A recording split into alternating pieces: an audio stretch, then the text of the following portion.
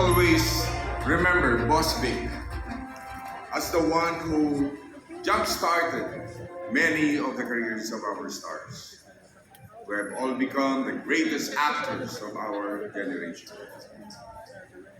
Vicor Music, Viva Communications, Viva Films, Viva Entertainment are among the giants that he has built. And from these, the industry came to know a megastar, a pop princess, Bagets Barkada, and hundreds of artists who has been successful in creating a name for themselves on television, music, and movies. Kasing ningning ng pangalan ni Boss Vic ang mga bituin na nagmula sa Viva, gaya ni Sharon Cuneta, Robin Padilla, Aga Mulak, Regine Velasquez, Sara Geronimo, Ann Curtis, Andrew E., Vice Ganda, at Nadine Lustre.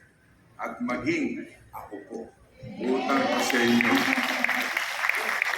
Kaya sa Viva, nagsimula ang launching ng Dugong Buhay. Yes, that was Viva your launching Films movie. has also produced some of the box office movies in history.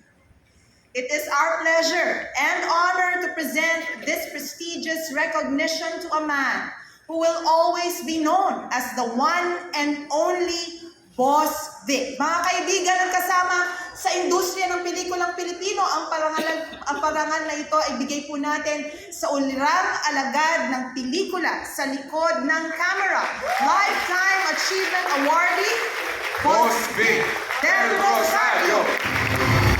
Presenting the trophy for the PMPC, our current President Rodel Fernando, with past PMPC presidents, Fernante Guzman, Roldan Castro, Mel Balganera, Julie Bonifacio, and Romel Gonzalez.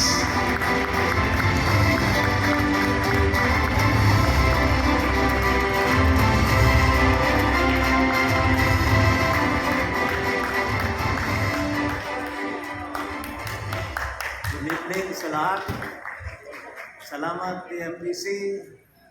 November 11, 1981, nagsimula kami ng Viva, PS I Love You. Kasama na namin ang PMPC. Maraming salamat. After almost 1,000 movies that we have made, magkakasama pa rin tayo. Thank you so much.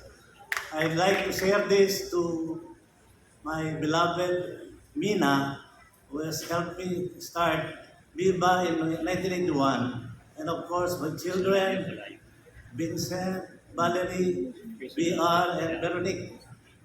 And Joseph, my love. Di ba? Maraming salamat, PMPC. Thank you.